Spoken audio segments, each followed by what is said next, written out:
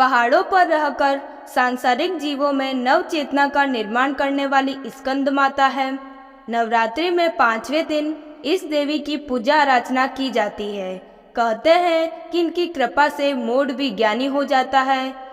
स्कंद कुमार कार्तिकेय की माता के कारण इन्हें स्कंद माता नाम से भी अभिहित किया गया।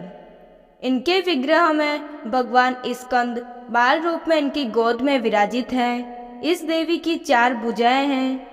ये दाईं तरफ की ऊपर वाली भुजा से स्कंद को गोद में पकड़े हुए हैं। नीचे वाली भुजा में कमल का पुष्प है।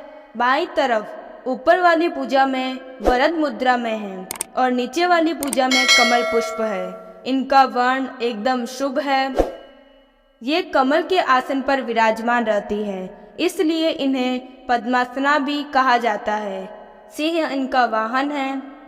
पौराणिक कथा के अनुसार तारकासुर नाम का एक राक्षस था, जिसका आतंक बहुत बढ़ गया था। लेकिन तारकासुर का अंत कोई नहीं कर सकता था, क्योंकि भगवान शिव के पुत्र कार्तिकेय के हाथों से उसका अंत संभव था। ऐसे में मां पार्वती ने अपने पुत्र स्कंद यानी कार्तिकेय को युद्ध के लिए प्रशिक्षित करने के लिए स्कंद माता का रूप धारण किया। स्कंद माता से युद्ध का प्रशिक्षण लेने के बाद कार्तिकेय ने तारकासुर का अंत किया। कार्तिकेय को देवताओं का कुमार सेनापति भी कहा जाता है। कार्तिकेय को पुराणों में सनत कुमार, स्कंद कुमार आदि नामों से भी जाना जाता है।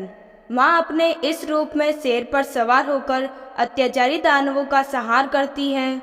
पर्वतराज की बेटी होने के कारण इन्हें पार्वती भी कहते हैं और भगवान शिव की पत्नी होने के कारण इनका एक नाम माहेश्वरी भी है। इनके गौर वर्ण के कारण इन्हें गौरी भी कहा जाता है। माँ को अपने पुत्र से अधिक प्रेम है, इसलिए इन्हें स्कंद माता कहा जाता है, जो अपने पुत्र से अत्यधिक प्रेम करती है। माँ कमल के पुष्प पर विराजित अभय मुद्रा में होती है, इसलिए इन्हें पद्मासना देवी या विद्यावाहिनी दुर्गा भी कहा जाता है। स्कंद माता की पूजा करने और कथा पढ़ने या सुनने से संतान सुख की प्राप्ति होती है। स्कंद माता की कृपा से मूढ़ भी ज्ञानी हो जाता है। शास्त्रों में इसका काफी महत्व बताया गया है। इनकी उपासना से भक्त की सारी इच्छाएं पूरी हो जाती है। भक्त को मोक्ष मिलता है। सूर्यमंडल की अधिष्ठात्री देवी होने के कारण इनका उपासक अलौकिक तेज और कांतिमय हो जाता है। अतः मन को एकाग्र रखकर और पवित्र रखकर इस देवी की आराधना करने वाले साधक या भक्त को भवसागर पार करने में कठिनाई नहीं आती।